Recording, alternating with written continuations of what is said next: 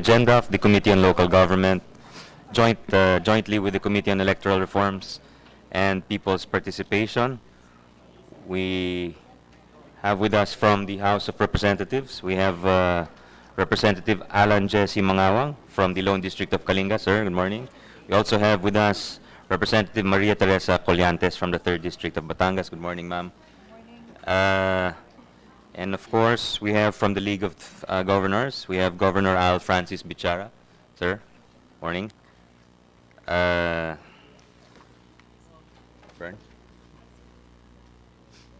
Who else is here?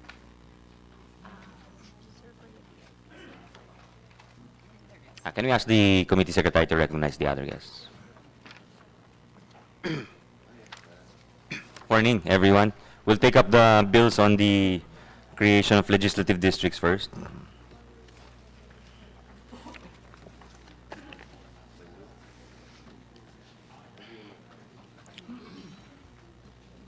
Morning, Mr. Chair. Together with Representative Maria Teresa Colliantes is Mayor Edna Sanchez of Santo Tomas, Batangas, and his Vice Mayor Armenio Silva, together with Councilors Florence Mabilangan, Tom Reyes, Boy Christopher Ramos, and Ante Arcillas. From the DILG, we have Yusek Oster Panadero. Good morning, sir.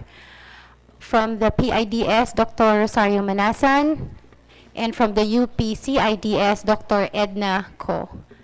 We also have Ms. Sandy Paredes, Executive Director of the League of the Philippines. League of Provinces of the Philippines. From NEDA, Yusek Adora Navarro. From the Land Management Bureau, Engineer Lency Bunuen. From the Commission on Audit Central Office, Ms. Carmelita Antasuda. Director of the Bureau of Local Government Finance, Director Nino Raymond Alvina. From the COMELEC, we have Attorney Glinis Tamondong of the Election and Barangay Affairs Department, together with Attorney Albert Rodriguez, Law Department of the COMELEC. Mr. Chair. Do we have anyone from to speak on the House Bill 5162 and Senate Bill 1487 here for General Santos? If not, we'll just take that up later. Okay, we'll take up maybe we'll take up House Bill 5160 first. This is the bill of Representative Colliantes. Ma'am, would you like to say something in sponsorship of the measure? Good morning, Mr. Chair. Good morning to the members of this joint committee, guests, resource persons, and may I make a special mention to my constituents in the 3rd District of Batangas, headed by our good mayor, Mayor Edna Sanchez. Good morning, everyone. The municipality of Santo Tomas is composed of 30 barangays and has been the greatest contributor of revenue for the province of Batangas. This municipality is now eligible for cityhood based on RA 9009, which repealed Section 450 of the Local Government Code. Having obtained an average locally generated annual income of over 100 million for the past 2 consecutive years, based on 2,000 constant prices, exclusive of special funds, transfers, and non-recurring income, as certified by the Department of Finance, and having a population of over 150,000 inhabitants, as certified by the NSO office, the municipality of Santo Tomas has fulfilled the legal and statutory requirements for its conversion into a component city. Santo Tomas is also the gateway of the province of Batangas, serving as its entrance to the provinces in the southern Tagalog region and Bicol regions. It is also home to 3 industrial parks, to name the First Industrial Philippine Park, the Light Science Industrial Park, Philtown, with over 100 local and foreign companies situated inside the compound. In terms of requirements for a municipality to become a city, Santo Tomas is more than qualified, meeting its land area, voting population, and income. To mention, they also have the Pepsi Cola, Mariwasa, YKK, Geothermal, Aboitiz companies in the town of Santo Tomas, and Cargill, which will supply Jollibee, will soon be operational. Thank you, Mr. Chair. Thank you, and congratulations, Congresswoman Collantes, on the burgeoning business destination of Santo Tomas. Maybe we can hear from the uh, DILG, sir. Any comment on the USEC Panadero, sir? Good morning, Your Honor, honorable members of the committee. On the part of the DILG, we interpose no objection to the proposed bill, Your Honor. How about the DOF? Is the DOF here? Yeah. Good morning, Mr. Chair. Dr. Alvina. On the part of the Bureau of Local Government Finance of the Department of Finance, we interpose no objection. We have issued certification to Mayor Edna P. Sanchez on the income requirement of Santo Tomas, Batangas. Thank you. Okay. How about the Land Management Bureau? Engineer? Qualified naman ata, no? As per certification, sir, from the Land Management Bureau, we certified that the land area of the Santo Tomas as per approved political boundary map is 10,032 hectares, which includes the 290 hectares boundary conflict between Alaminos, 138 hectares between San Pablo City, and 408 hectares from Lipa City. And we interpose no objection, sir, with the passage of the Thank you. city. So how about the Philippine Statistics Authority? Are they here? This is with respect to... well, we invited them, but they're not here. But anyway, we take note, the committee takes note that the requirement is an or requirement, meaning it's either territory or population, and if one is met, then the others, there's no need for the others. Anyone else? The League of Cities? Maybe we'll ask Governor Bichara, being the ULAP head, sir. Thank you, Mr. Chairman. Good morning. Let me share this. We have a problem here because apparently in the meeting among the leagues, the League of Cities, they're supporting the bill that requires a 250 million cap. And there's a bill in Congress pending. It's up to you, ma'am, if you're going to oppose it. But, and one more thing, since we are in the midst of amending the local government code, every time there's a new city, the provincial government loses revenues in terms of real property taxes. And the irony of it is the constituents of the cities, they also vote for the provincial elective officials. And they demand services from the provincial government. So there's quite a conflict. You have diminished the revenues of the province. They have diminished, the city has diminished the revenues of the province.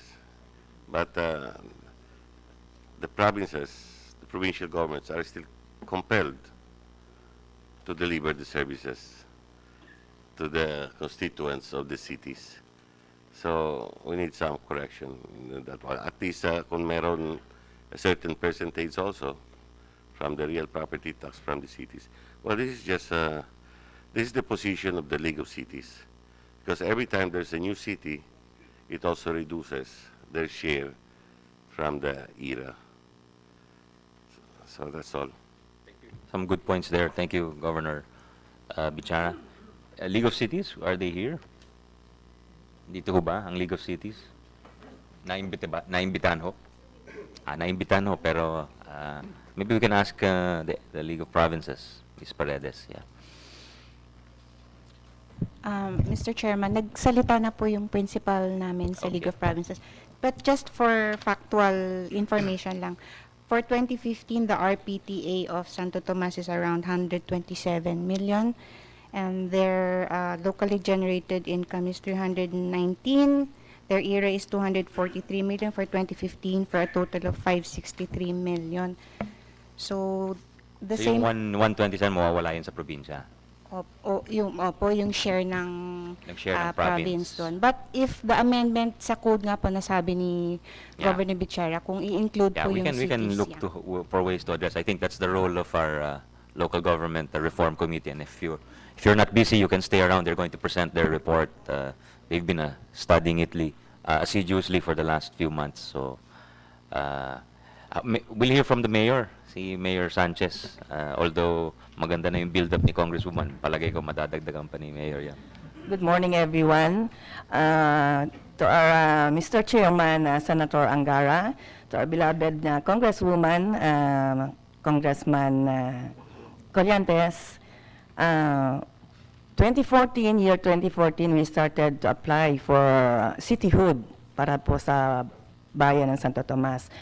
But we are approved 2015, pero nung time ng 2015, nagkaroon ng election, so busy po yung chairman noon.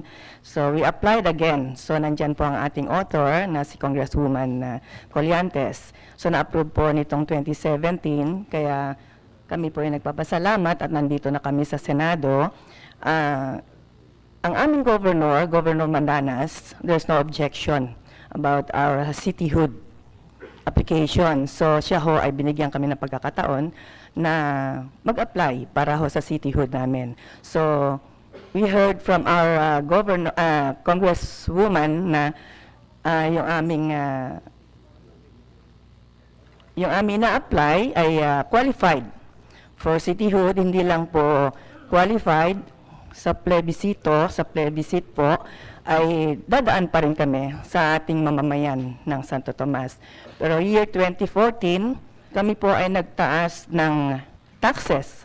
So yun ho ay through the help of BLGF. So sila ho ay tinulungan kami. So sa tingin namin sa mga taga Santo Tomas ay hindi ho nakaapekto. So 2014, isa ho yan. Maraming benefits ang makukuha namin pag nag-city na ang bayan ng Santo Tomas.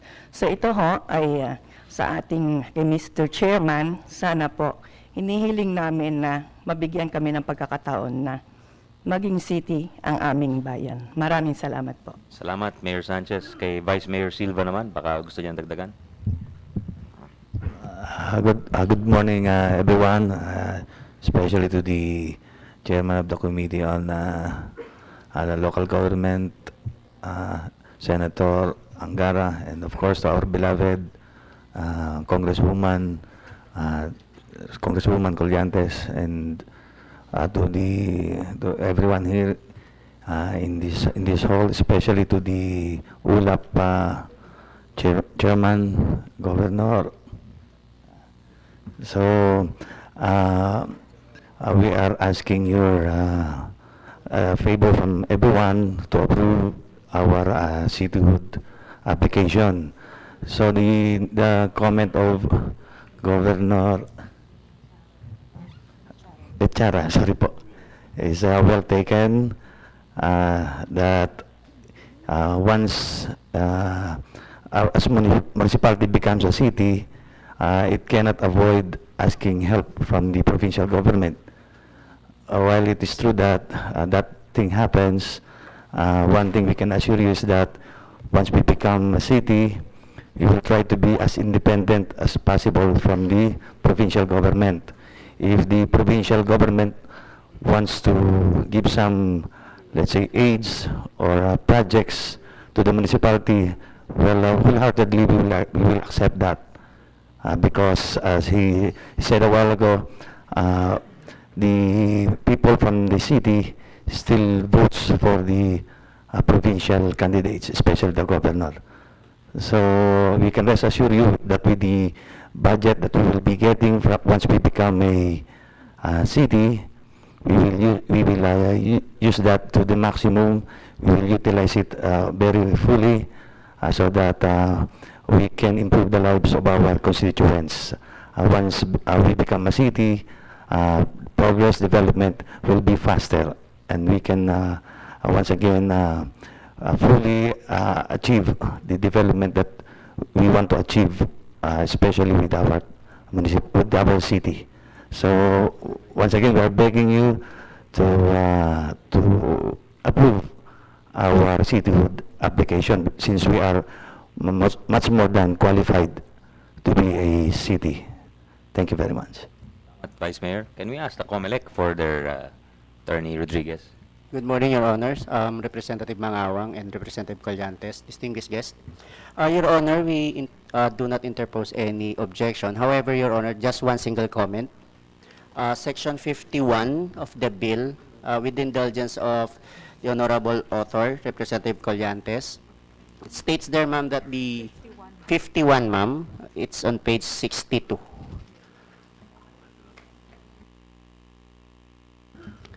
The provision states that plebiscite will be conducted within the period of 30 days upon the passage of the law.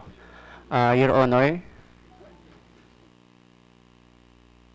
with the indulgence of the Honorable Author, Representative Collantes, the Commission would like to ask for a period of 90 to 120 days from the passage, Your Honor, so that we will be able to make the necessary preparations for the conduct of the plebiscite.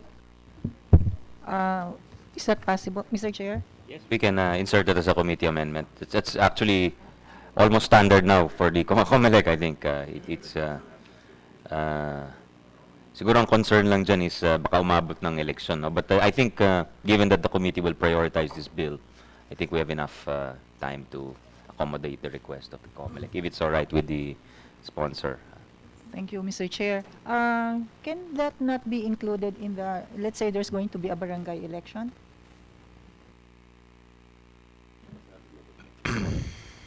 Kaya bang i-include yung plebiscite dun sa barangay election? You would have to, unless you printed the ballots, na-print na ba yung mga balota? Hindi pa. Not yet, Your Honor. But we will bring it up to the Commission, Maybe Your Honor. consider Yes, Your kung Honor. pwede But isama dun sa, yes, Your Honor. it's a good, makakatipid pa tayo, di ba? Pwede po. Kasi isang linya lang ng tinta ang kailanganin.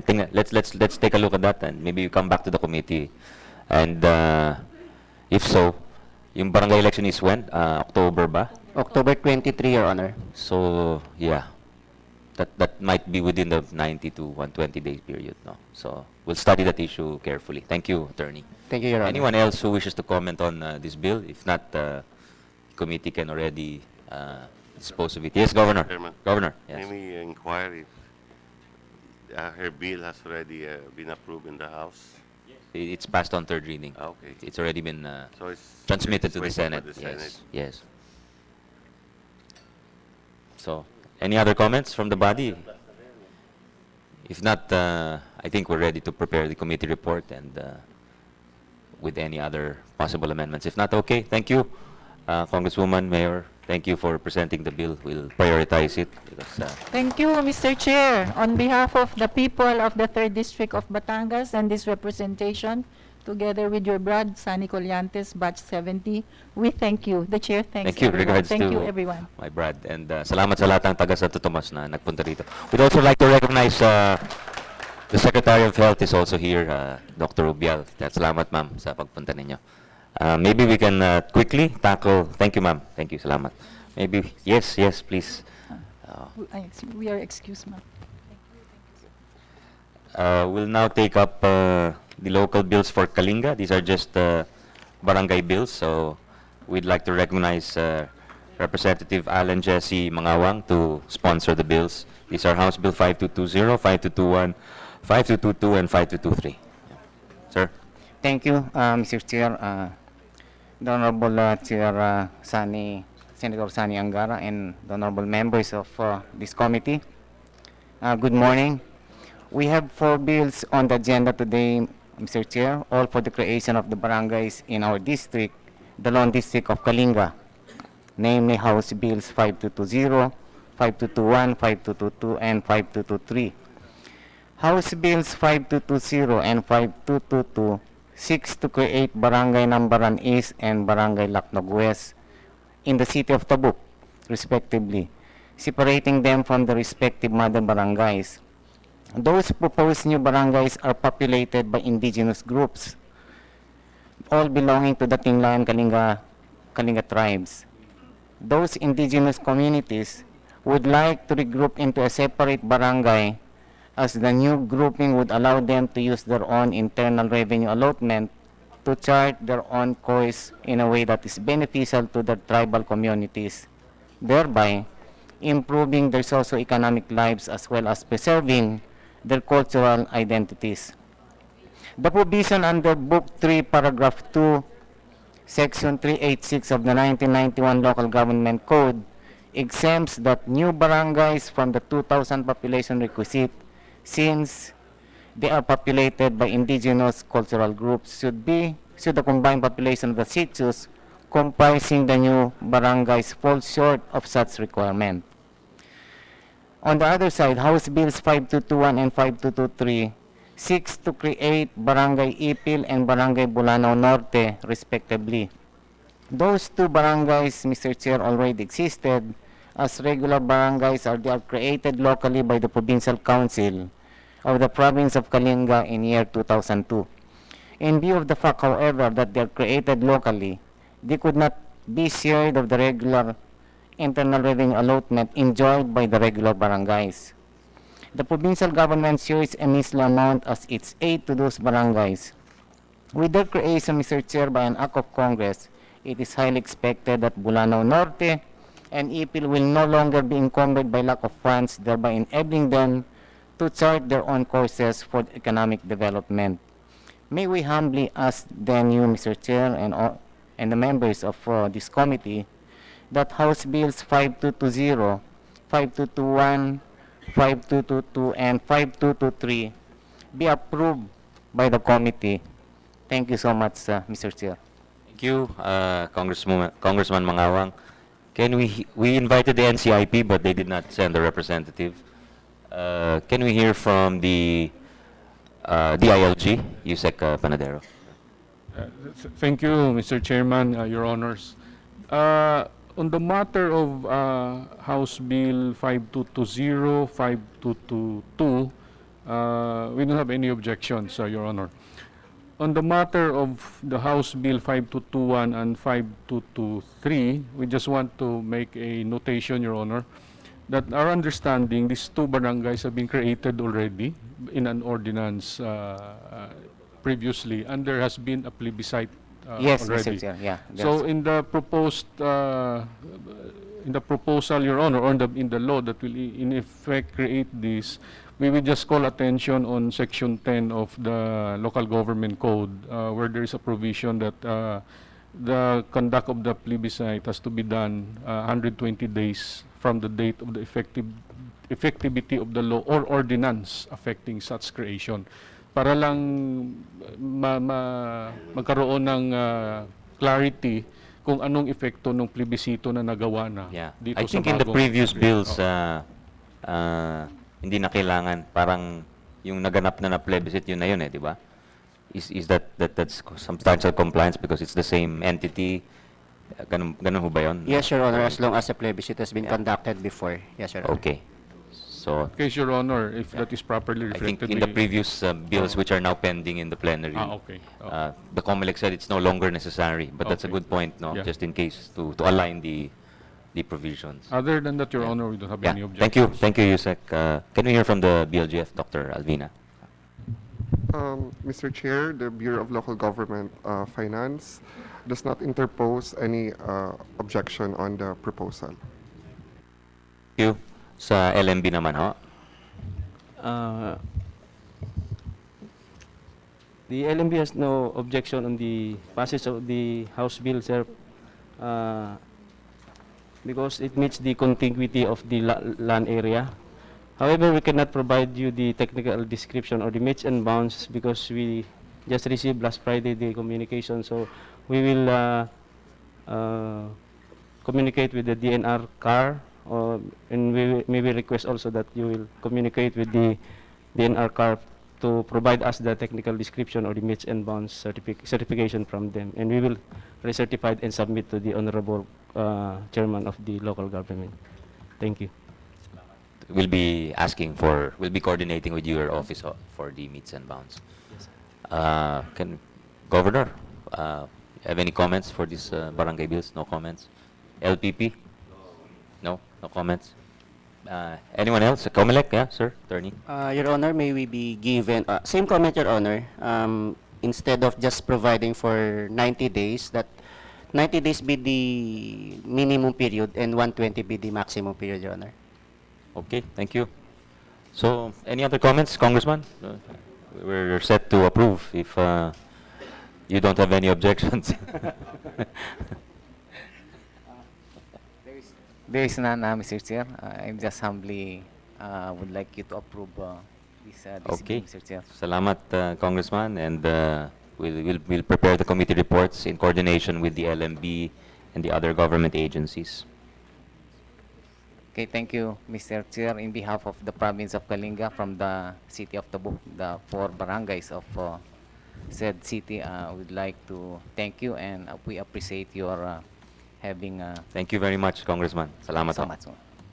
Can we suspend for 2 minutes before we start the very important presentation of the committee, the DILG Reform, Local Government Reform Committee.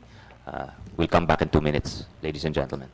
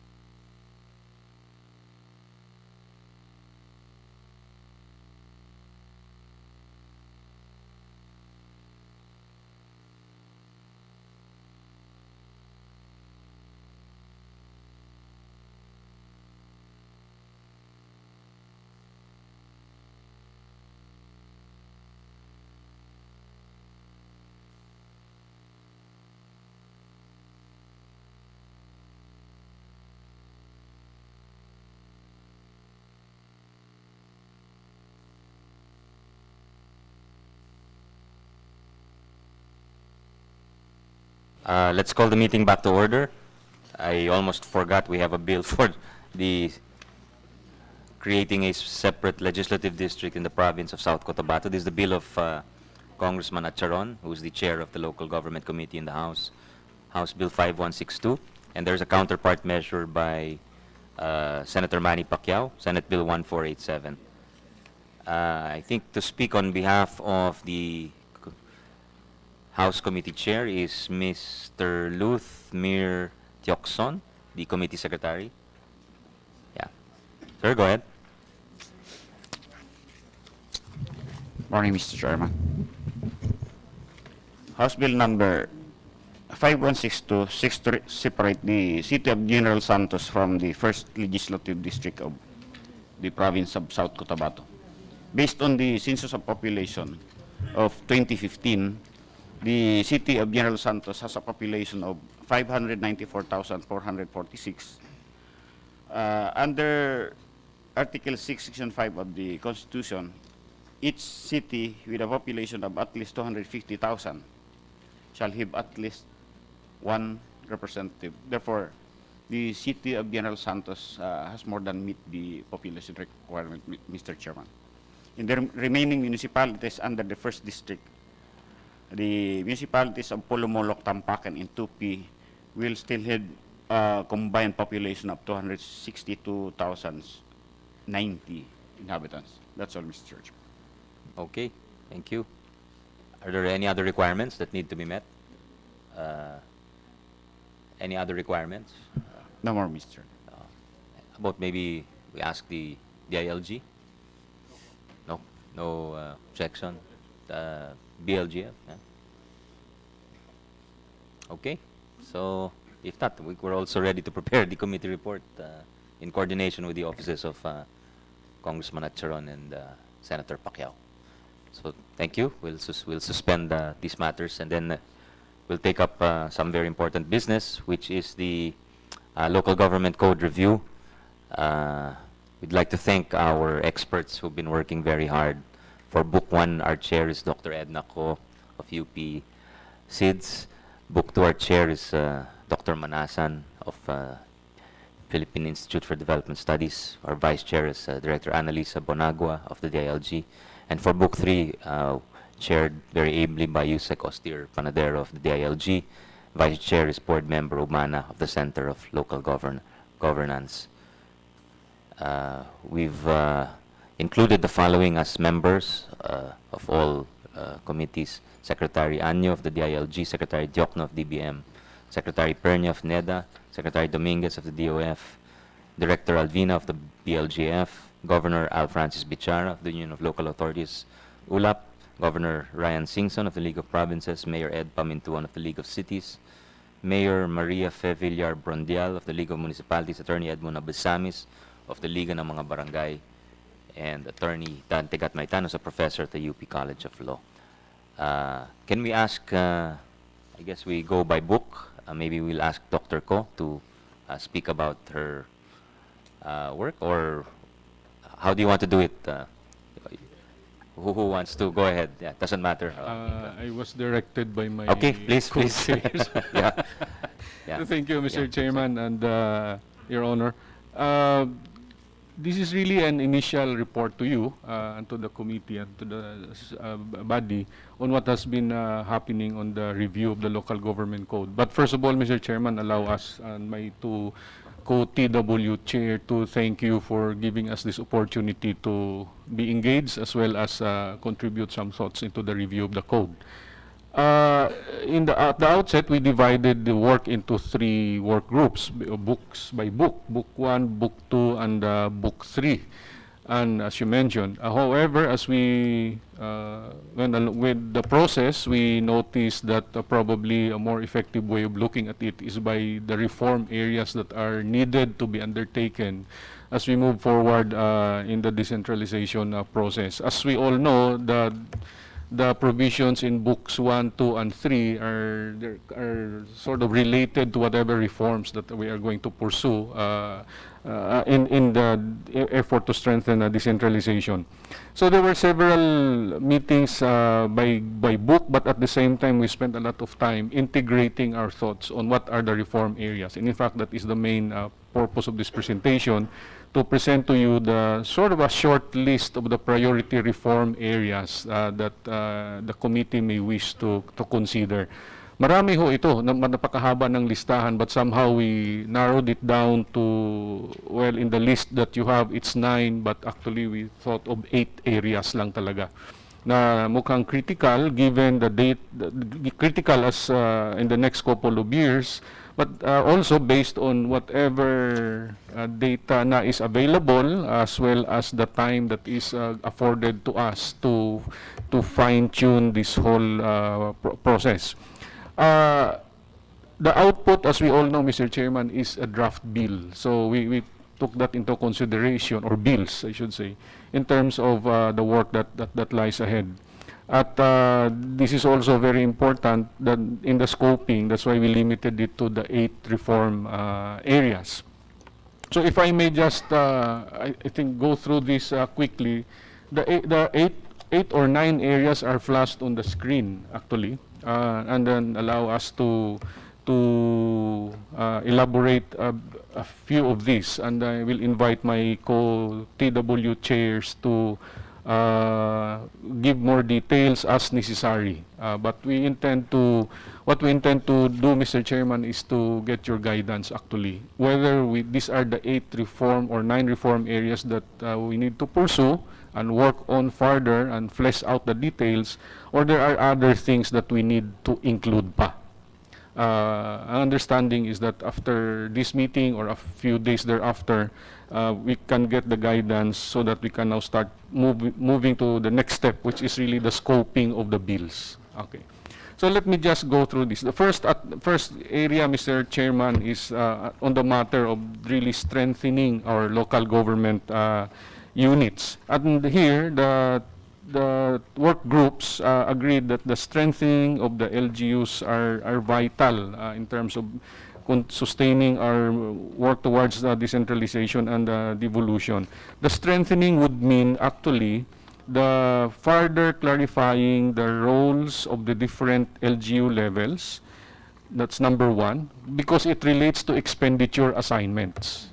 Kung ano po yung toka ng bawat LGU, dapat doon ang nakatuong book din yung kanyang expenditure assignments. Kasi sa kasalukuyan, mayroong mga bagay na hindi naman naatas sa LGU na ginagampanan niya, at mayroon namang hindi nakaatas naatas sa LGU na ginagampanan ng iba. Number 2 is really improving interlocal cooperation. Kasi dito, napakarami na po ng mga instances that we need LGUs to collaborate with each other, but our auditing, budgeting rules are not supportive of such kind of measures. And the third is the taxing powers and the finance and sources of financing for the LGUs. So, isa po yun sa area na nais naming ipakita. Yung pangalawa rin, I think, on the matter of strengthening the LGUs, is the matter of the oversight, the strengthening the oversight of the higher level LGUs over its component LGUs. Well, the code actually specifies that the mechanisms need to be further strengthened. Supervision ni province over the municipio over the barangays, etc. The next bulk of reform area, Mr. Chairman, and this is one of the main areas of the 8, if we, insofar as, because the 3 work groups agreed that it is critical to really focus on the barangays. There are 3 main areas for strengthening barangays that we have noted. First is service delivery. We start lang muna with the contention that barangays income must be also, or barangays need also to be classified by income, because the expectation that all barangays will be able to do all the devolved functions. I think the data that is presented to us shows otherwise. Hindi ho nagagampanan ng lahat ng barangay ang lahat ng devolved function sa kanila. So kung makita ho natin na ang mga barangay na maklasify na po natin ito, this will help us actually improve policy and support to them. What the work groups have agreed is that number one, we need to specify what really are the core functions of every barangay. Yung realistic po, na yung kakayanin niya talaga. Pangalawa, liwanagin din ng husto kung ano ba talaga yung mga dapat suportahan ni national government sa ating mga barangay. One area that has been really put forward is really the matter of social services. At ang sabi po ay ang parang in a way a consensus is that barangay should really limit itself to health, safety, and justice, which is really the lupon, making that work. The other thing, to make sure that the social services that are assigned to barangays are delivered, there is a contention or a proposal na baka there are certain positions that need to be really paid, not just honoraria anymore, in relation to those services, health, safety, justice.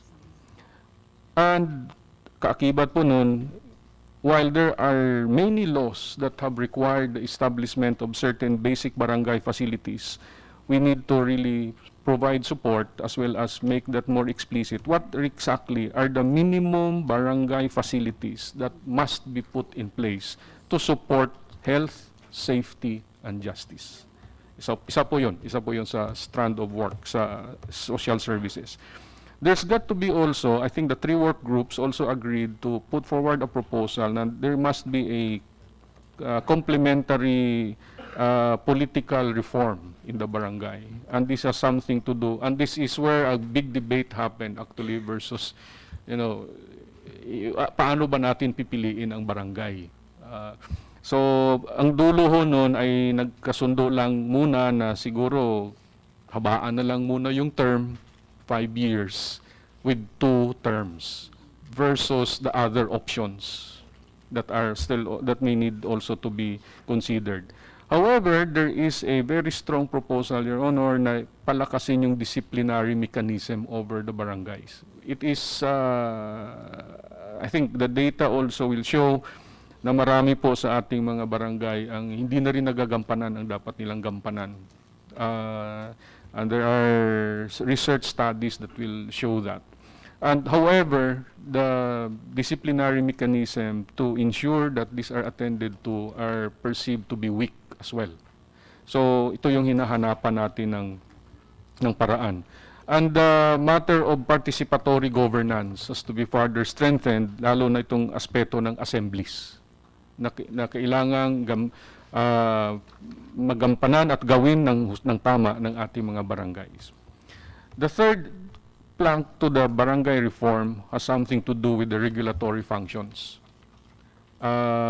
Dito sa usapin ng barangay clearance and permits, because this is really a main issue that has been raised by our private sector counterparts as well. At this point, Your Honor, we'll just flag that we don't have really a clear pathway to address red tape at the barangay, other than saying that probably legal basis for issuing a clearance via a local tax code might be the way to approach that. Kasi marami ho tayong barangay na nanghahanap ng clearance, wala namang basihan. Mayroon pang ho tayo mga barangay na nag-charge, nagbayad, walang resibo. At kaya ay so hindi na matatrack ng ang COA. So yan po yung sa usapin ng barangay. Marami hong bills ngayon na nasa sa House at sa Senate na is also looking into this whole matter, and somehow there are synergies there, Your Honor, that we can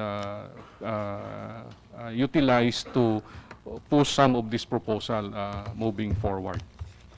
The third area po ay yung creation ng LGUs. Mr. Chairman. Yes. Governor. Can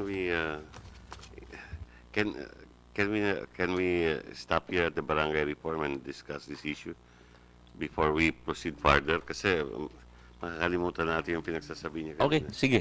Yeah. Go ahead, go ahead. Yeah, because my observation is there are so many barangays, especially in Metro Manila, who are richer than our municipalities.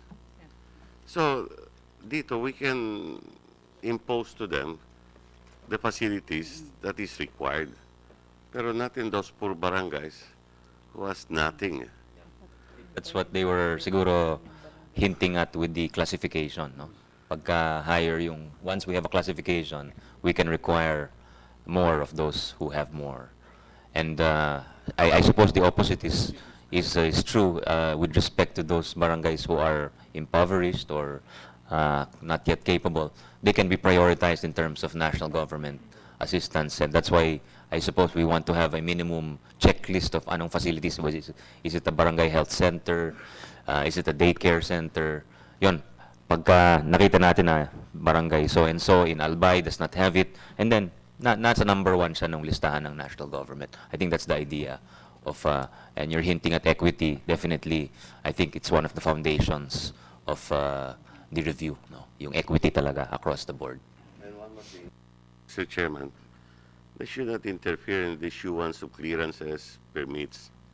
Kasi we have that already in the municipality. That's too redundant. You feel already. that the barangay has no need, there's no need for clearances from the More. barangay? Kasi sa ilang multiple taxation na yan. Right, right. I think we should talk to the NCC also because it goes towards their competitiveness also. It's a common complaint from investors that ang daming checkpoint Sometimes dito. it delays the process, procedures. Yeah. So we'll ask the NCC for their feedback, yung national and the DTI. Maybe there's something in the ease of doing business bill pending already. Yeah, Governor, go ahead if you have more ideas.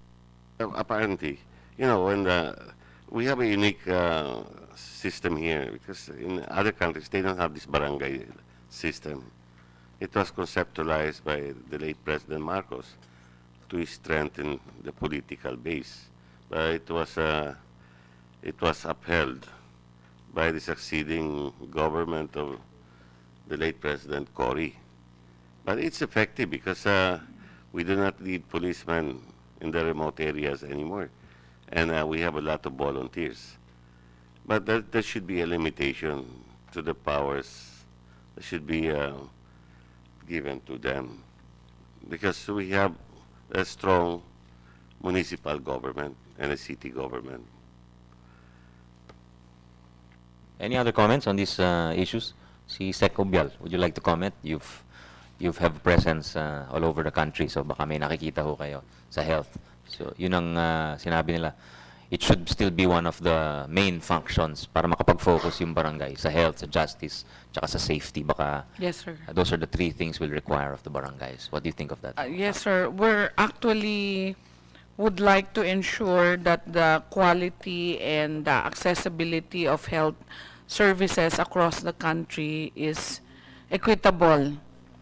And no matter how poor or how distant the location of the barangay is, we would like to have the same standards as in the urban centers. So we're looking at a scenario where we want like a barangay health station in every barangay, and as committed by the President, Your Honor, 1 health worker per barangay in his campaign Asan ho ba tayo ngayon, Secretary? Do we have the statistics? Yes, in terms of we're health centers? in, the ratio is actually not adequate.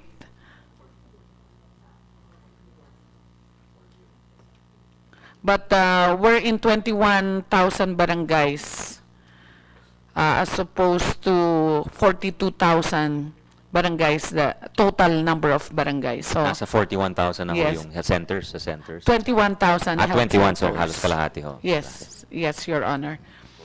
And we've submitted the plan to the Cabinet last May 8 and the President, and this was actually approved by the Cabinet and the President to put this system in place that the barangay health station is not an island. it should be connected to a service delivery network. And therefore, we're also putting up polyclinics in between barangay health stations and the rural health unit, and then the hospital. Because we cannot have a health system where the barangays are isolated.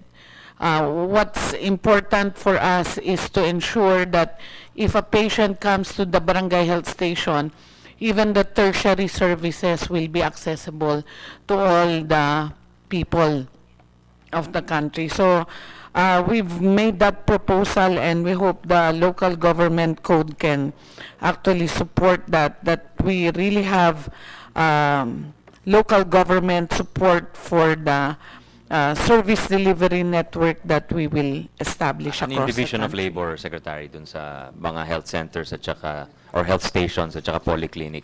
Who will be staffing them? Are they nationally funded or locally funded? Actually, according to the local government code, Your Honor, Mr. Chair, the devolved functions are in terms of primary health care and maternal, dental, nutrition, family planning, environmental health, communicable, non-communicable diseases, and public health programs. That's supposed to be barangays, municipalities, and cities. Parang nahirapan siguro yung ibang barangay. Just from a clear reading of your, I'm sure many barangays would have difficulties with Yes. non But communicable diseases, the etc. retained functions of the Department of Health is actually outlined as specialty health services, teaching training functions for doctors, nurses, and other paramedical professionals, and the technical assistance to the local government in terms of the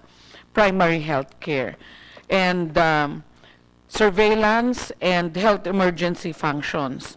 So with that, we can actually support local government in terms of this scenario, but mainly the human resource, the maintenance and operating expenses should be shouldered by local governments. We augment their human resources by our deployment program. We can continue to do that. But eventually, we hope to be more sustainable if they will hire. And our proposal, actually, amendment to the local government code, is to remove the PS cap in terms of health workers or health professionals. We recommend that we use the health worker to population ratio as long as that's not being complied with. The PS cap should not be applied, Your Honor. Thank you. Ano ba yung health worker to ratio, ma'am? Currently, the WHO standard is we should have one frontline health worker for every 5,000 population, so that can be a nurse, a midwife. And then we have one doctor for every 20,000 population. But they're also recommending, WHO is also recommending 14 health workers per 10,000 population.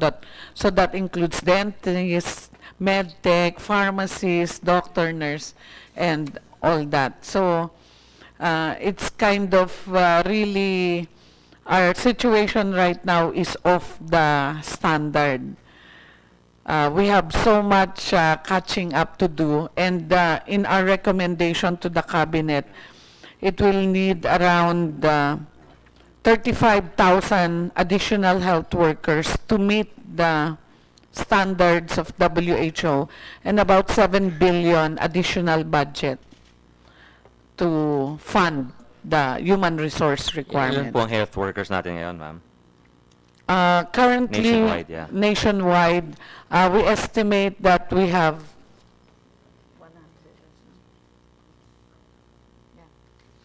around 100,000 health workers, Your Honor. So that's about 10 or 10 per 10,000 population. We need about You're using 100 14. based on a 100 ilang milyong population? 100 million, Your Honor. So we need 14. And, the disparity is We're also a short problem. 40,000, huh? 40,000 health workers. Health workers. And the disparity, because like urban centers like Manila, they've already met the The requirements. ratios. Yeah. But the rural areas like Tawi-Tawi, there's only 20 doctors in the whole of Tawi-Tawi, serving 400,000 population. Hingi na lang ho namin yung datos. Yes, sir. We'll take a look at the data and see how we can address it, through the law, no, if ever. Thank- So any other comments on the barangay reforms before we move on to the next one, which is something we tackled earlier, yung creation of LGUs. Governor, anything else? Yeah? According to Yusek Panadero, the DOF wanted to classify the barangays according to their income, but it was rejected by the court. I think we need the law to that effect. So we might as well include this in the... I think they said it was out of the ambit of the executive, no? So clearly it's within our ambit, that then we have to do something about it, no? So maybe if we can come up with suggestions to that effect, that would be very welcome. So any comments ho sa barangay reforms? Sa gallery ho, anybody who wishes to comment? Pwede ho. Open naman ho tayo rito. Okay. Like to comment also, Yes, yes, Your Honor, Secretary, yes, on the issue of barangay health workers. We believe that the volunteer workers work better if they are paid. So that's Hindi na believe ho siguro yan. Baka that's fact na ho our yan. proposal. And we think that we really need to compensate. What's the average compensation ho sa rural areas nung barangay It's health just an honorarium workers? for Usually them. mga ilang libo. About yun. 500 a week. 500 a week? A month. Wow, Oo. wow. 500 a month. Kulang pa sa pamasahe nila. From the both barangay, mayor, and governor. Oh. Yeah, yeah. 1,500. 1,005. Yeah, because from the Three, province, tatlo yung 500. source, yeah. And then, not all. We even introduced an ordinance providing burial assistance of 5,000. Para, I mean, hindi naman mauubos yan eh. So we appropriated a small amount for Right. that purpose. Okay. And if there are no other comments, yeah, Dr. Alvin. Mr. Chair, just on the income classification, there's a pending bill on LGU income classification in the 17th Congress. So I think that provides an opportunity for us to consider the proposal to include the barangays. But Pumasa ba yan sa... it's still pending, sir, in the House. It's a new bill. It's Yes, a new sir, bill. yes, Sino nag-file? I will check, Sige, okay. Mr. Chair. But just a quick comment on the barangay treasury operations. I think we should also consider that we must set the minimum qualifications for the barangay treasurers to ensure that the fiscal management aspect is and accountability is ensured, and that will have to be clarified, Mr. Chair, in a bill. And considering that presently they are not covered by the Department of Finance, being the appointing authority of local treasurers, that might also be considered. They are right now reporting under the city or municipal accountant. So that's a recommendation, Mr. Chair. Okay, thank you. What's your idea of a minimum requirement? Sa mga remote barangay, baka walang accounting graduate yan eh. Oh, I have to be realistic Yeah. about it actually.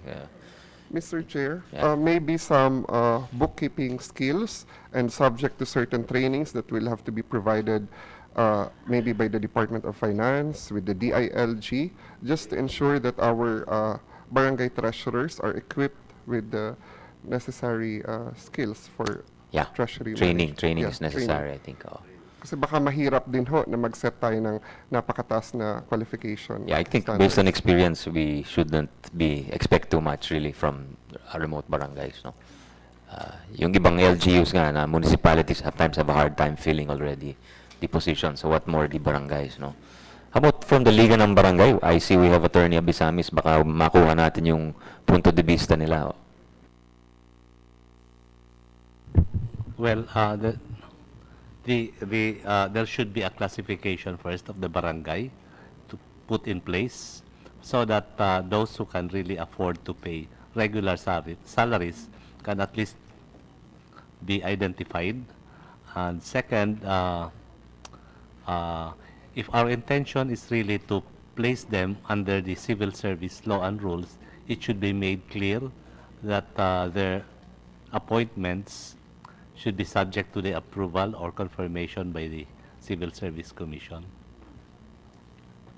I think there will be a lot of problems with this proposal for the less fortunate barangays who will be who could not afford any salary scheme for the regular appointed positions. That's all. Thank you. Salamat, Attorney Abisamis. Kung wala na ho, iwanan na po natin yung barangay reforms. Anyway, this is just an initial presentation and discussion, like to clarify. And any proposed legislation would, again, have to go through the debate required of any legislative measures, no? So, Yusek, please, if you want to go to the next topic. Yes, Your Honor. Just a little backtrack on the barangay reforms. The matter raised by Director Nino of the LGF on the oversight is really a big issue because at the end of the day, 42,000 barangays, in the oversight of COA there is very weak. So yung sistema na yan needs really some closer scrutiny. Kahit na, at the end of the day, it's 100... You said oversight of? COA.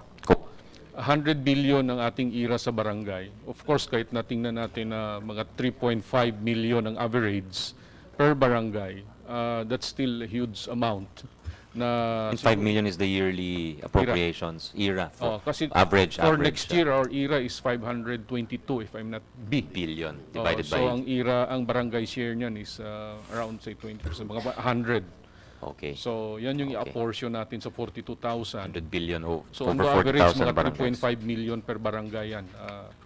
Maliit, pero pag pinagsama-sama, malaki. Right. Pero yung oversight yan, kasi ang talagang nag-oversight, si accountant at si municipal treasurer. Pero sa dami rin ng trabaho nung dalawang yun, hindi na rin naagapan o nagampanan ng tama. So, that's a bigger problem actually that... if we pursue this, Mr. Chairman, we need to work with COA on how to do this properly. Mr. Chairman. Yes. Yeah, just to give you an accurate figure, we have, out of 41,889 barangays, those who have 50 million and above income is 27 barangays. 10 to 50 million is 540 barangays. 5 to 10 million is 1,317. And 2 to 5 million is 12,509. 1 to 2 million is 27,411. That is 65% of the entire barangay. And 500,000 to 1 million, 85 barangays. As of 2017. Anong lower than 500? Wala na. Yeah, so the bulk is really in the 1 to 2 and 2 to 5 million, no? That's more than, yeah, that's about, that's 90%, I think, if you take up, I'm just initially, no? If you look at the 1 to 2, that's 27,000. The 2 to 5, that's 12,500. Put it together, that's almost 40,000 already. 3 million more or less. Yeah. So may ideas ba tayo how to classify those? Well, we'll think about it, no? I think we don't want we can't save the world in one day, no? So, but anyway, yeah, thanks for that data, very useful. Yeah, go ahead with the creation. So let me move to Yeah. creation of the LGUs, Mr. Chairman, and here the proposal is, I guess, is based on the, again, an observation that we have increasing number of LGUs as we are moving forward. Kasi marami nung nakikreate, cities and municipalities. So there's the House bill that was initially mentioned, and there's also a Senate bill by Senator Lacson on the income classification. As it might be something to consider. Although we have a proposal na baka kasi nag-fix tayo ng absolute amount doon sa income. Ang suggestion is i-index sa consumer price index yung pag-determine ng financial situation ng isang local government. The other one is the proposal likewise that there are still around, if I'm not mistaken, there are 36 provinces without a city. Their capitals are towns. So there's a proposal na kung pwedeng gawin na rin itong mga syudad. I think the work group ang opinion is that might be something to consider because it will also create economic development in these provinces. But the major debate, Mr. Chairman, is in the next area called metropolitanization. Dito mahaba din ang usapan kasi we are increasingly seeing a lot of our local governments yung boundaries or the physical boundaries are no longer really or the political boundaries are no longer the dominant determinant for growth. It is really the aspect of urbanization that is upon us. The recently concluded Philippine urbanization study by World Bank and the rest also points out to that. At ang bottom line lang ng working groups is there is really now a need to think of a way of improving the way we manage or govern our increasingly urbanizing communities. Offhand, however, while we see that and there's a consensus na kailangan talaga mag-isip ng bagong pamamaraan, wala pa hong clear agreement or idea whether we need a political unit, whether to create a new political unit or just create an administrative coordinative body, just like what we have today. But probably it should be more than what we have today. Kasi mas marami tayong problema din ngayon. What do we have today? Can we just be clear about it? MMDA, Yeah. MMDA model, and I think there's one But proposal. is there, that's only for Manila, Metro Metro Manila. Manila. But clearly, there's urbanization in Cebu. Outside of that, yung ad hoc arrangements, say, with Cebu and its environs, Baguio, pero ad hoc din How po. do they fit within the RDC structure currently? Wala. There's no special No, accommodation there's- for wala. urbanization. No? It's something to think about.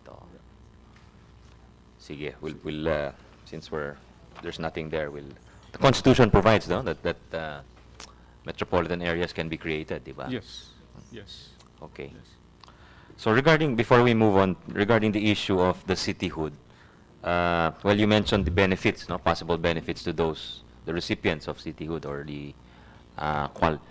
those who qualify. But there's also, I'm sure it will be raised by Governor Bichara, yung complaint ng League of Cities that there's diminution of the benefits and income at some point, no. So one solution is to look at how we can create while creating a national fund to help with the adjustment. But what about the creation of classification of cities also?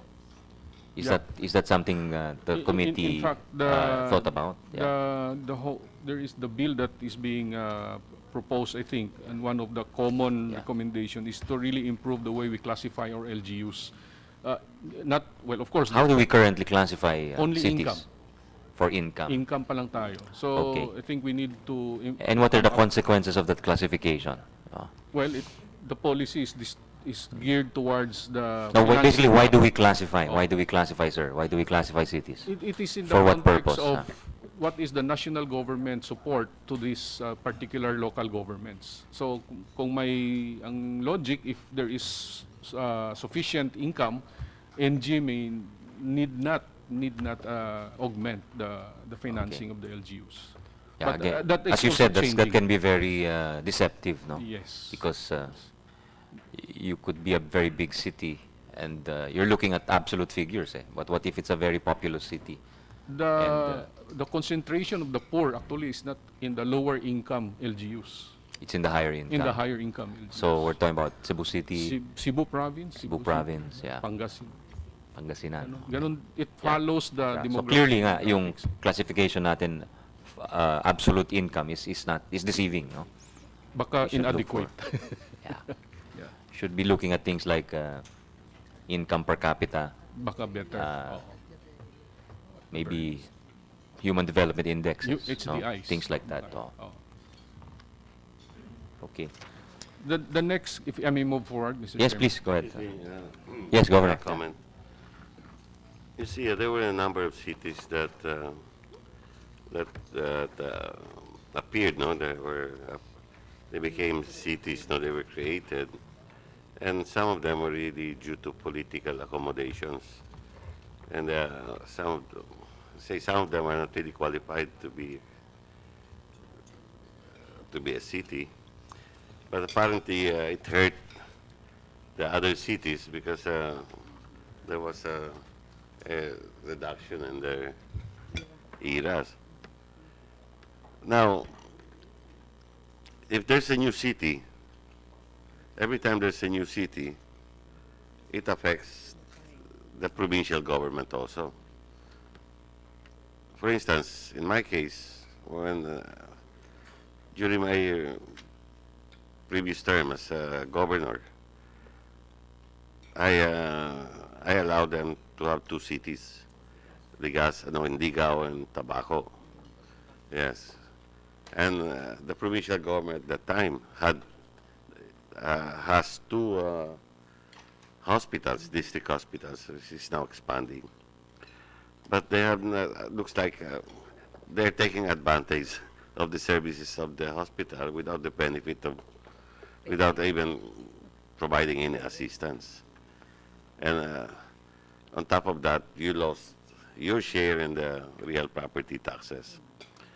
So I think you should consider this also, because the city, since the era has gone up, should also provide a hospital. If there is an existing hospital, should also contribute for the operation of the hospital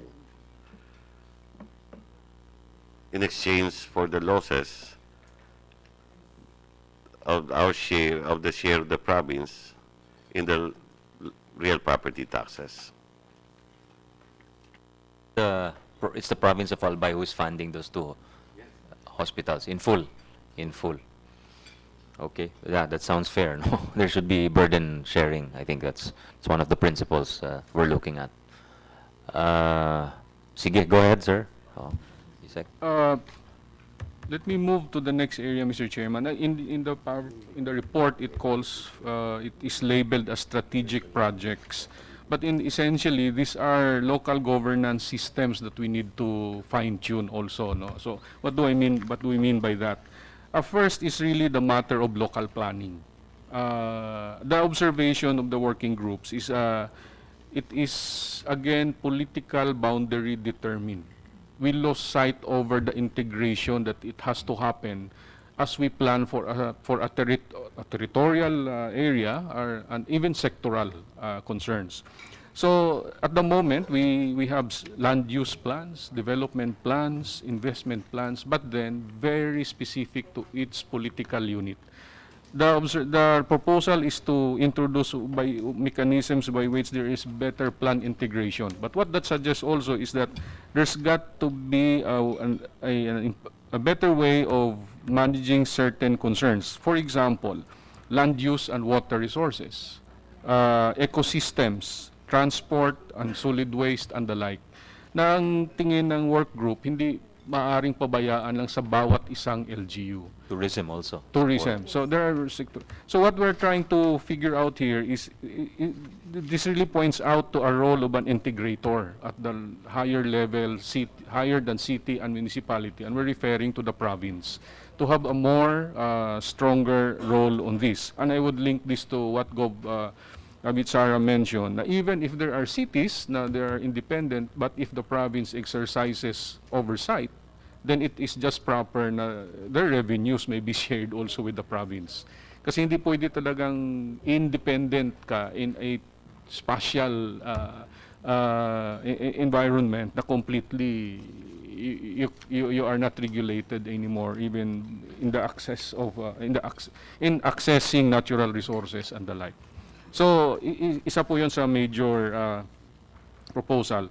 So pasok na po dito yung pag-revisit siguro on how we do our planning, local planning, and of course the local planning councils that are also a subject of the several bills in Congress already. All the way to performance management.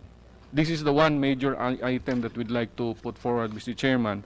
Our current law is clear on the processes, but very siguro inadequate in terms of exacting accountabilities on performance.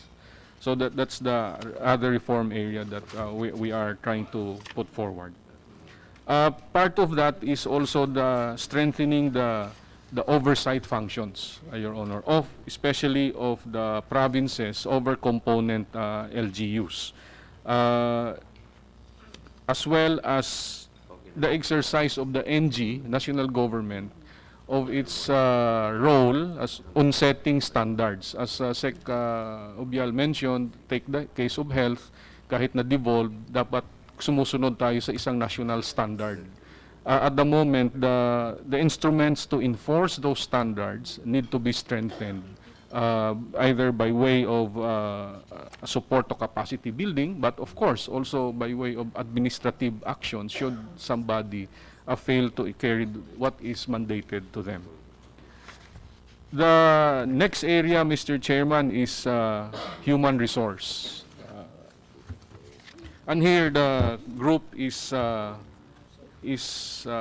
taking a more siguro medyo mabigat na proposal, because at the end of the day, the main message is professionalization and introducing a career system at the local government level. Even not for all positions definitely, but we can start with the key positions that are vital to local government operations, such as planning, budget, treasury, because they form the lifeblood of the LGU. Some example there, and I don't know what's the view of DOF, but for example, yung residency requirement for a treasury, for our treasurer, that also poses a big a problem in terms of finding the right person to do the job in a particular area. So yung career What is system, it currently, sir, yung residency? may residency yung treasurer, di ba, Director Nino? Can we explain to Ano ba siya ngayon? Mr. Chair, one of the requirements is that the treasurer to be appointed must be a resident of the local government. So what we do is we issue first a designation para lang ho maka-acquire ng residency, and then eventually when residency is established and all qualifications are met, then ma-appoint na ho. Tapos, the other one is, Sec. Obial actually mentioned this earlier, we really need professionals, qualified people in the local governments to perform certain functions. Pero yung PS cap is a major is a major block to that. So hindi tayo nakaka-hire in fact, lately ang hinahabol natin, for example, yung municipal or city disaster risk DRR, that's mandated by law, but that it's becoming a problem in the sense na sumusobra na kung minsan ang PS cap, especially of the lower income LGUs. So marami ho tayo yung sa disability, internal audit, cooperatives officer, etc., human resource, and of course the health professionals. And in fact, sa health professionals, ang issue natin si Magna Carta benefits pa. That's why I think very few would like to go to the faraway places because wala namang Magna Carta benefits na maibigay. Again, ang dahilan si PS cap. So yan po yung sa human So resource. yung PS cap seems to be an urgent Yes, need, no? Your Honor. To comply, well, first of all, to comply with all the mandates that Congress has given, no? And to be able to hire. Yeah. Okay. The next, there are other administrative concerns, Your Honor, but siguro we can, ito mga leaves, practice of profession, mode of hiring, mga succession issues, disciplinary measures. I'll not dwell into that, but these are also interesting things, and we spent a lot of time debating, but at the end of the day, siguro makahanap naman tayo ng solusyon yan. The next batch, Your Honor, is the fiscal part. And here, there's a lot of the financing. No? There's a lot of proposal on this because this has been a well-studied area, like real property taxation reforms. May mga proposal na po dyan na that will facilitate valuation and of our RPTs, our properties, and I think consensus has been generated also by among the LGUs that will simplify a lot of the RPT assessment and collection efforts. Local business taxes, yung replacing the graduated rate schedule with a flat rate that cities and municipalities can set up to a maximum of 1.5%.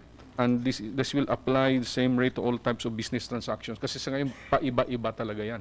So, napakahirap din ma-enforce at maintindihan ng ating mga businessmen.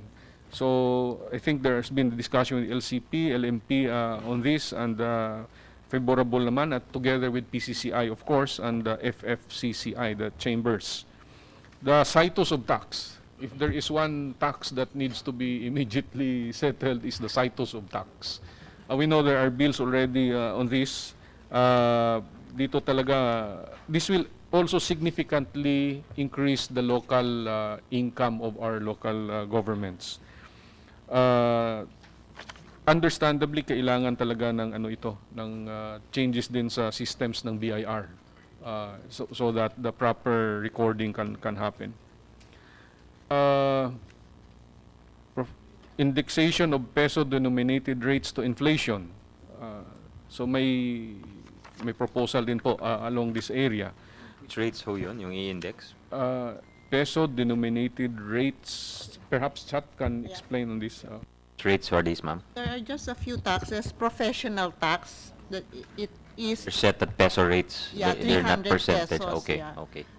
truck tax on delivery. I think trucks that's and fairly bus. urgent too, di Yeah. ba? I think kasi Because since 1991. Yeah.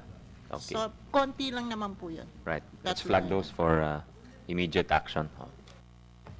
On the fiscal incentives part, Your Honor, the work groups also pointed out some reforms. Like, for example, see, if national government wants to provide tax incentives to businesses, said incentives should be limited to national taxes and should not include exemption from payment of local taxes. And LGUs should be up to the LGUs to provide fiscal incentives at their own discretion and given more flexibility on the type, extent of You're taxes saying, they can sorry provoke for to attract. interruption. You're saying yung local dapat hindi apektado. Yes, Your Honor. Apektado po kasi. Sa PEZA, I think, sila, no? They're already, PEZA is in lieu of On lieu of the LGU. In lieu of everything. everything, no? Oo. But they also, naman, yung sa PEZA, they also remit to the LGUs a share, di ba? Yes, Your Of Honor. the 5%. Yeah, if I can add. Yes. In the discussion during the TWG meetings, many LGUs said that the share of the LGU now under PESA is not quite enough for the services provided to local businesses.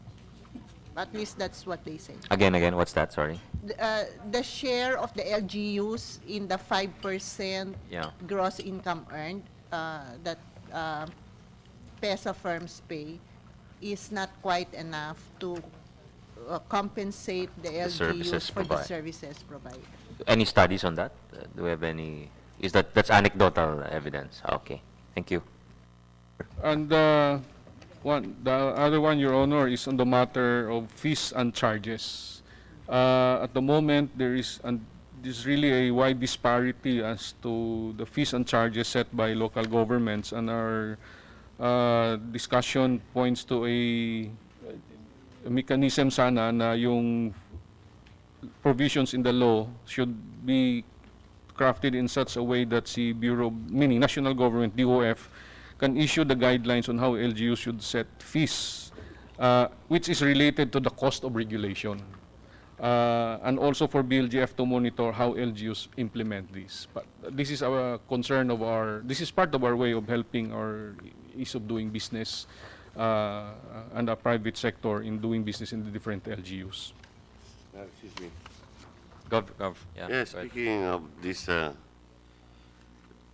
permits and licenses and the fees, hindi naman pwedeng standard para sa lahat. It depends on the place and if it's urbanized, if it's cosmopolitan or maliit na bayan o city. So hindi naman pare-pareho. Hindi ho paparehoin natin ang, I think the idea is not to have a uniform fee, but the formula of Cap it. determining. I think what you want to do is you want to cap it, no? Parang you're saying 1.5% of the project cost. Is that for business tax? No, business tax permit? ang yun, Mr. Chairman. So 1.5%. The fees and charges is the different matter. Say, kunyari, maraming environmental fees. Actually, that's garbage collection. So what we're saying lang, as I think the view of the Department of Finance, the fees and charges should be linked to the cost of performing the work plus a top-up. So it can vary from one place to another. So if in one place the cost of doing that is say 100, hindi mas mataas. Kung in one place it's 500, hindi mas mataas din. But the point lang is hindi siya, anong tawag natin doon, parang arbitrary. Yeah. Na, bakit kaya 5,000 bigla? Right. Pareho naman yung serbisyo. Who will qualify or determine the sino The Bureau of Local Government Finance Gov through their treasurers But din. you are not spread around all over the country. Treasurers. Ilan lang kayo. Now, one more thing. I think we should be more consistent in the processing of permits and licenses. Because there are some cities, ang tagal, ang daming signatories, bawat signatory kailangan may lagay. And the businessmen are complaining. And sometimes, pinapatagal yung flow, hindi mabilis. And they have complied with all the requirements. We need a formula. And we should compel these LGUs to put up an express lane and post on the poster yung lahat ng checklist para pagdala nila, wala na silang katwiran na maghanap ng diferensya. Kasi Yeah, every LGUs, time you go there, padagdag ng padagdag. Yeah. Actually, shouldn't they be subject to are they subject to the anti-red tape law? Sa anti-red tape law, there's already a requirement that there must each office, or I suppose a local government unit. Yeah, maybe we can start with that. Improve compliance with the anti-red tape law because you're already required to put the workflow, and so kumbaga walang dagdag na requirement, which as mentioned by Governor. Because that's already a law. And you can penalize people. Well, I'm just wondering if LGUs can be penalized for failure to comply with respect. Yes, Your Honor. to that Although respect. the anti-red tape law for simple, the standards are simple Hindi yata under transaction. CSC kasi yung ano eh, no? CSC Ombudsman yun eh. Yeah. 10 days for simple and complex 15 days. But Mhm. the permits, our standards now are 2 to 3 days. So it's a much more stricter standard. My understanding, Your Honor, is that's part of the repeal amendment that NCC is submitting. That's why hindi na namin siya in-highlight pa Sinama. dito. Oo. There's National Competitiveness Council Gov that's working on what they call repeal. So they listed all the laws that need to be repealed. The procedures, which includes this. I think that's permit. already sa expanded anti-red tape, the Correct. ease of doing business law. Ease of doing Yeah, business, they're changing the name now, but Yeah. that's on the floor now. So maybe we'll give you a copy of that and maybe look at the anti-red tape law.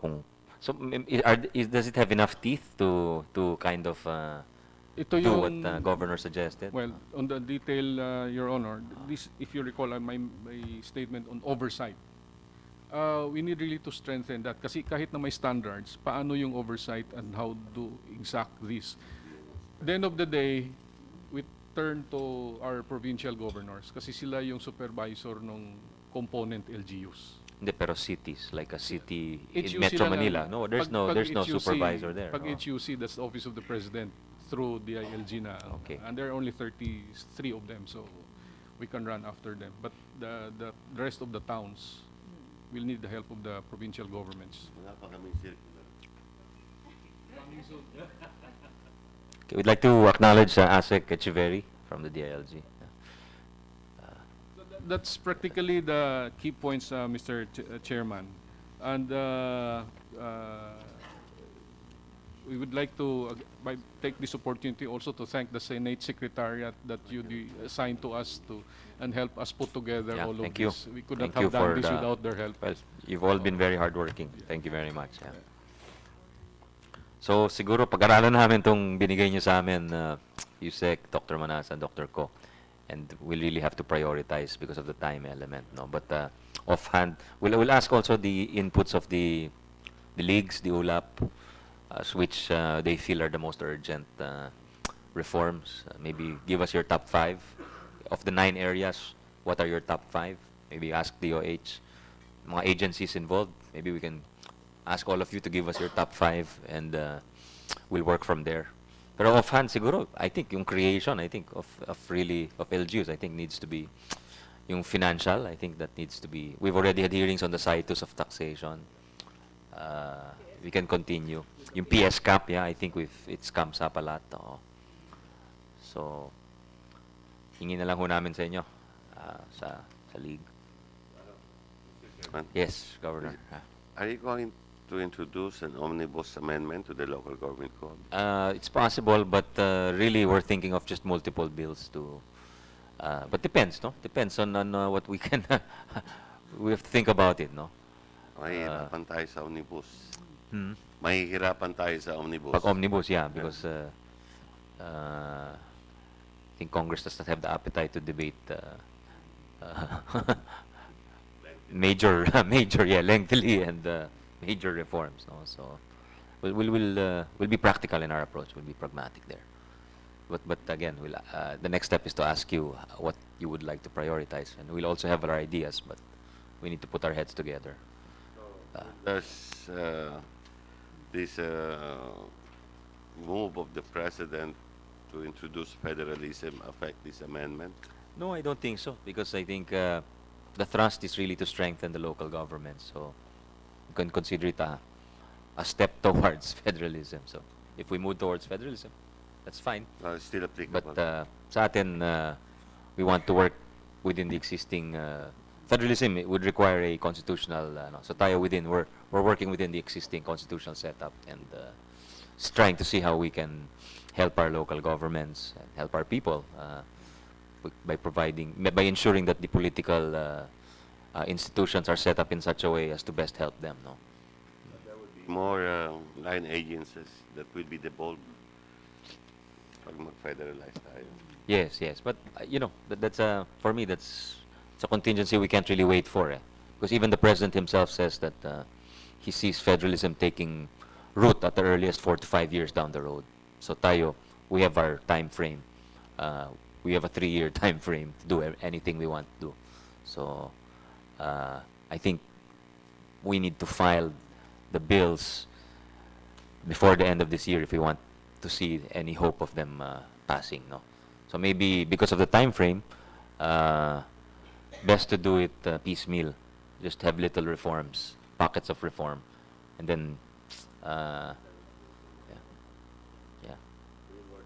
With the DILG. Yeah, please. Better, because then if there's a political consensus, I think it smoothens the process. No. Oh.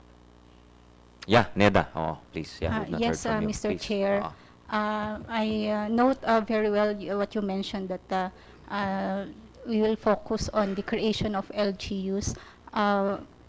Let me augment that by saying that perhaps we should also include some focus on the creation of metropolitan governance structures.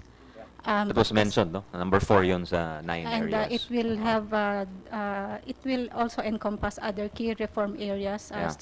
strategic projects, oversight functions, and financing.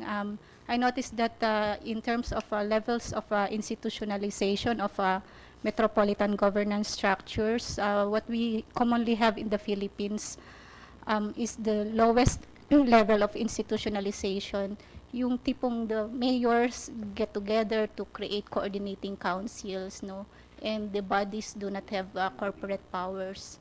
So if further down the line, as the different committees review, we can have discussions, in-depth discussions on the different levels of metropolitan governance. That can help us, may studies ba tayo with respect to the local government code and how the political structures have improved or hindered or affected living standards in the various provinces? Like, is there a correlation, for example, between a lot of cities and incomes, things like that? Meron ba tayong mga studies na ganon? There's no study yet, but what I'm suggesting is let's look at the existing models of governance for metropolises. And we at NEDA initially did a scoping, a review of literature, and we got European Metropolitan Authorities Okay. material, which says us that there are, in general, four levels. What are the best no? practices sa Europe? So there are really no best practices, but we can adopt, perhaps the local government code amendment can be open-ended by saying that there are different models of governance, and each which area can adopt which best fits that geographic location. So, for example, there are metropolitan governments wherein there is a direct or indirect election, and there are also metropolitan agencies, meaning there are sectoral metropolitan authorities in geographic areas, and perhaps Sectoral, you mean sectoral, civil society, NGO, ganon? no. What do you mean by sectoral? For example, public transport authority in a metropolis. So that's one example. Okay. Or perhaps Issue-based siya. yung MMDA is a sort of metropolitan sectoral authority, but it encompasses many sectors, no? And it has corporate powers, but there's no direct or indirect election by the citizens of representatives. And then another, which is lower level, is vertical coordination. Sa Europe ba elected yung mga sectoral representatives? So in the sectoral metropolitan governance structure, hindi po. But in the metropolitan government structure, Okay. there's election. So the highest level is metropolitan How do they do it sa government. UP? Sa Europe? I suppose they have cities. How do they tackle that problem of metropolitanization or urbanization sa Yeah, so I'm going to explain by citing the different models. So yun nga po, we have that highest level na metropolitan governments, and then the second lower level, metropolitan sectoral agencies. The third lower level, vertical coordination, meaning de facto coordination of metropolitan functions being performed, say, by a provincial government, no? Kasi wala pang metropolitan sectoral authority. Then the provincial government or a regional government performs that. And then the lowest level is voluntary cooperation among municipalities or cities. And we observe that through yung Iloilo Coordinating Council, Metro Cebu Coordination and Development Board. Nasa ngayon po, it's heavily subsidized by a private NGO. So these do not have corporate powers kasi. And then NEDA can foresee that the Senate and the lower house might receive, as we urbanize, as a lot of areas urbanize, you might receive request for creation of metropolitan governance structures. And based on what we've received so far, in the case of Mega Cebu, proposed Mega Cebu Development Authority, the proposal is NG financing, national government financing. But if we are to look at the different models nga, there are also different models of financing them. Pwedeng a combination of national government financing and also transfers from the member component cities or highly urbanized municipalities.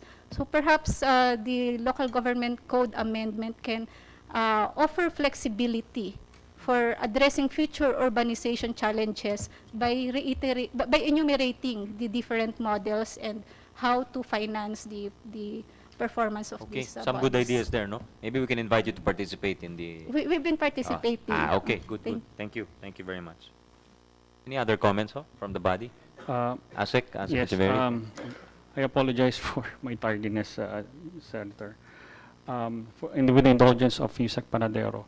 Sir, on the financing side again, for purposes of the full implementation of the barangays insurances, which is under the Section 393 of the Local Government Code. At this point, when I was the national president then, and now with the Edmund Abisamis of the Liga ng Barangay, it is a perennial problem right now that still the problem of not giving insurances for barangays, namely the death, health insurances, which is provided for by the code, has not yet been implemented fully. I've given recommendations so as all barangays could be given that benefit. That's why I welcome this proposal for the compensation, because this is what the Senator Drilon suggested, that in order for all barangays to be accredited by GSIS, it should not be an honoraria but a compensation, so that they could be able to enroll themselves with the GSIS program for insurances. Again, Senator, we would want to reiterate again that the problem really is funding. Last time when we had our deliberation with Congress, Congressman Suarez was asking the DILG ba't hindi daw pinondohan ng DILG yung benefits for the barangay. Ang tanong namin, kailangan ba kami ang magpopondo or will it be Congress to provide funds? We really do not know. Do we allot funds from the DILG? How much are we talking about? Under the financing still, Senator. Magkano? What's the figure? For the benefits of the barangay. You ask who's going to foot the bill. Maybe we should know what the bill is, di ba? Yes, Senator. so we can know what you're paying. So maybe if you can come back to us with the computation, then we can... Yes, we'll look into that later. Actually, we already had before, sir. I still don't have the records right now. We'll provide you with that record soon, Senator. Anything else? Yes, go. Mr. Chairman. I had that sad experience. My predecessor, I will not mention his name anymore. He borrowed so much money. Even on his last year of his 9th year, humiram pa ng half a billion pesos. So, kawawa naman legacy yun. debt, Yeah, kawawa naman yung... Legacy debt. I've heard the complaints frequently from incoming mayors, governors. Yeah, so... You want to set a cap on... tantamount to punishing the succeeding administrator. So, sana may cap yan doon. Lagyan natin ng cap. Nagkangilan lang. Or anything on debt in the local government code currently? What does it say? There is debt service cap, so they cannot borrow Beyond, what's the limit? The debt service is 20% of regular income. So Okay. whatever they have to pay is 10%. But How would you propose amending that, Governor? They should not, Yeah. especially BILG. I don't know if you're familiar with that, but they gave the clearance on the last year of its ninth. Be compliant with the 20%. Paano yun? Paano maging compliant yun? 1 billion na lahat yung utang. But that it's a 10%? percentage, yeah. Did you compute if it... Our era is only about less than 2 billion. And the debt The service debt is... is almost 1 billion. Baka total debt ho yun. Total debt na yun. Oh, but how much is... I think the 20% is for servicing the debt. So That's meaning, about meaning if you 150. have... So is the base figure there the total ERA? Total. So ERA plus internally plus, generated income. Yeah. So baka kayo yung ano dyan. What's your comment on that? Yes. I Mr. Chair. frequently hear complaining that it kind of hampers the freedom and the movement of the LGUs going forward na parang pilay sila dun sa do you have stats maybe Yes, as to we have, Mr. Chair, we can submit. But Yeah. just to comment on the limitation, the Bureau of Local Government Finance certifies as to the borrowing capacity. So on the basis of the 20% limitation, we multiply it with the annual regular income, and then we subtract whatever existing amortization on an annual basis that the LGU is servicing.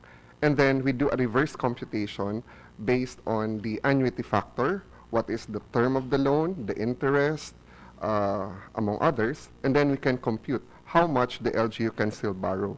So given that process, we can attest or we can certify whether the LGU is already hitting the limit or may at one point in time in the next 10 or 15 years exceed the 20% limitation.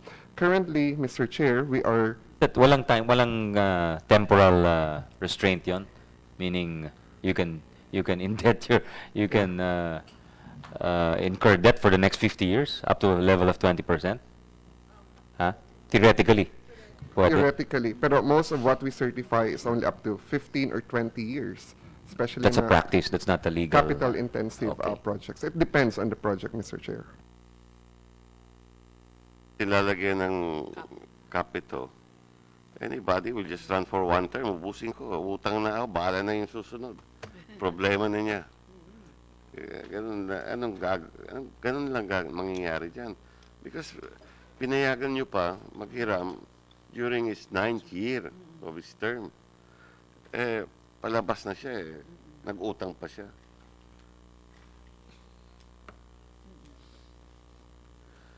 So we have to correct that. Yeah, we'll take a look at that. No? It's a common complaint actually, not just in your province. Any other comments on NDRC, Miss Thank you, Mr. Chairman. I just want to add to the discussion on fees and charges. Definitely, the amounts will vary from across LGUs, but what we want to standardize is the procedure in estimating or determining the level of the fees to be imposed by the LGUs. So right now, there are two types of fees. We call one is the service fee, and the other one is the regulatory fee. In the service fee, this actually is computed based on the cost of the services rendered, but the regulatory fees may be higher than the service fees. So yung service fees, yung mga filing, certification, and fees collected for specific services such as laboratory or medical examinations. But the regulatory fees includes permits, licenses, certificate of compliance, certificate of public convenience, or the supervision fees. In the case of the NGAs or the national government agencies, there's a joint circular between the NEDA, DOF, and DBM providing guidance or procedures in determining the rates of fees. And some of the principles being adopted in that circular are the concept of comparability of services to other government agencies. Like for service fees, sana pare-pareho na lang yung application fee, filing fee, maski nga yung reproduction fee, iba-iba. And then the length of time the fee or charge has not been adjusted. And then we should also consider this very important principle, a balance between the cost recovery principle and the socio-economic impact of the new or revised rates to stakeholders. And we should also consider that some social services need to be exempt from the requirement to hike fees and charges. These are those related to constitutionally mandated free or subsidized services, and these are those related to education, health, services to the marginalized sector of the of our country. That's all, Mr. Chairman. Thank you, Director. Sa LMB, Engineer. Magandang hapon. No, hapon na po pala. Meron po kasi kaming, nahirapan po kasi kami sa pag-certify ng mga meets and bounds for the creation ng LGUs. So, sana mabigyan po ng pansin sa TWG ng itong sa local government code review, yung pag-address din sa meets and bounds. Kasi may mga actual survey na tayo, and minsan may mga nagpo-protest dun sa actual survey ng mga LGUs, sir. So parang minsan yung mga regional office natin ng ombudsman pa sila, which is minsan kasi nagda-drastic yung land area. For example, 10,000 naging 5,000. So doon po tayo medyo kasi kami yung nagsa-certify ng land area. So sana sa mga topic is kasama sa discussion nila, sir, yung may information po kasi kami sa DBM is yung ginagamit nilang land area is 2001 land area. So marami na po tayo nag-adjust na mga land area dahil din sa recent cadastral survey. So hindi nagagamit yung land area natin na 2000 from 2005 to hanggang Ano ngayon. bang latest natin? 2016, sir. 2016. Yes. So 2001 pa yung ginagamit. For what purposes? Computation of ERA? ERA, yes, sir. So you're saying nasa short change yung mga Yes, yun po yung short change. Baka naman nabawasan yung mababawasan din yung ERA. May mababawasan, sir, may mga nag-adjust nag-increase. So ang ng mga LGU, sabi ng mga some LGUs, bakit hindi nyo ginagamit yung land area is approved na? So ang mayroon kasing standing OCD 2005-01. Yung sa Albay na ano ba? Hindi ko alam. Nadagdagan ba o nabawasan? Yung 2005-01 kasi, sir, na gusto ng DILG noon na mag-meet yung DILG, NAMRIA, and DBM to evaluate yung land area ng master list ng LMB 2004 master list. Or hanggang ngayon wala pang nako-convene. So ang sabi ng DBM, hindi namin i-adjust until such time na ma-evaluate yung land area ni submit ng LMB. So 2001 muna yung gagamitin namin. So that's all, sir. Okay. So what do you say about that? Medyo parang strange yun na we're using such old data, no? Mr. Chairman, let me just clarify. So we have a 2016 land area certified by LMB. Yes, sir. Yes, sir. Okay. We'll convene the meeting, Mr. Chairman. Kasi we're waiting for that, for the longest of time also. Mabuti, at least nagkaalaman kayo dito. USEC pa invite din po ang NEDA. Okay. So any other? Yeah, ASEC. Sir, last area of concern, which I think hindi ho yata masyado na-tackle before.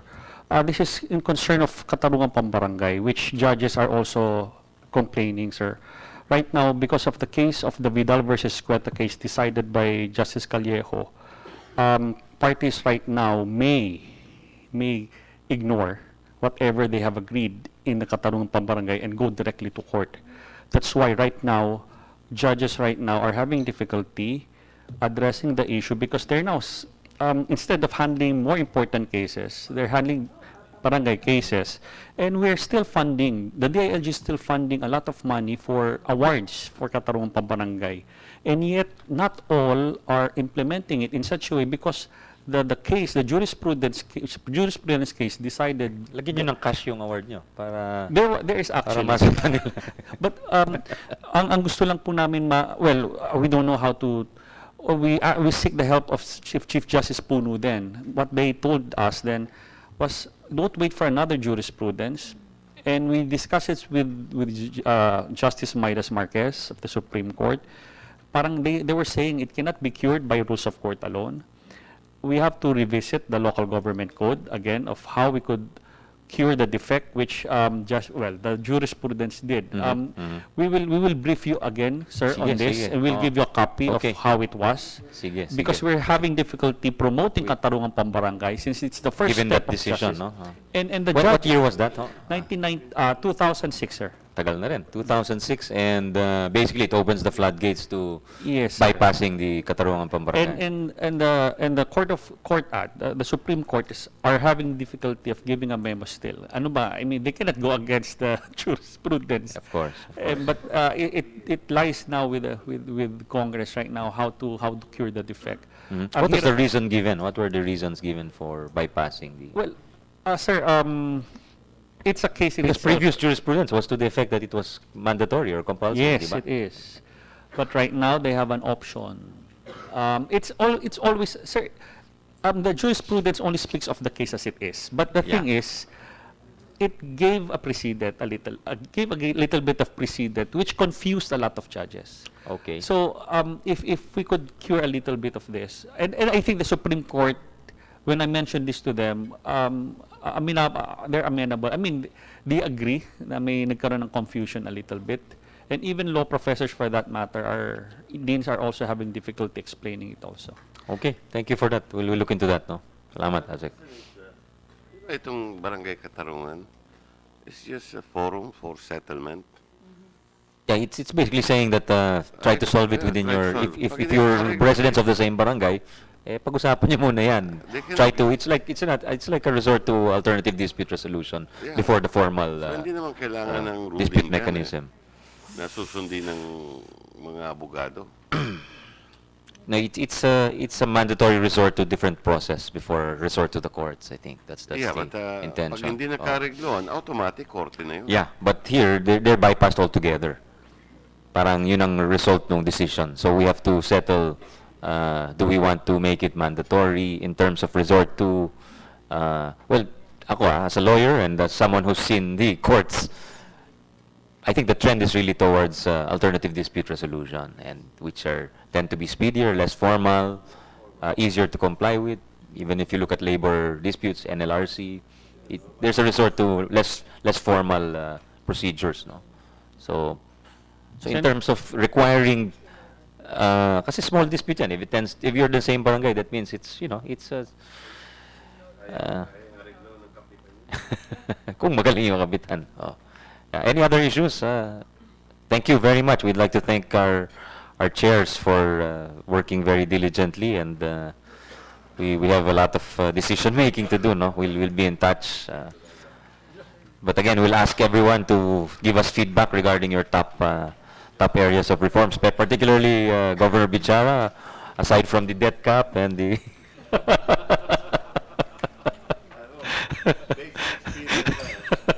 yeah, thank you very much. Maraming salamat, Secretary Ubial. Salamat po sa pagpunta. Yusek Navarro, thank you very much. Dr. Alvina, Attorney Bisamis. Yeah, we'll suspend the hearing in the meantime. I think we need to tackle business in future. Maraming salamat po sa inyo lahat. Thank you. Yeah. Yusek Panadero, Dr. Manas, and Dr. Ko, Asek Chiveri, Ms. Paredes, Attorney Santa Rita, Mr. Esita. Salamat sa inyo lahat. Engineer Bunuen.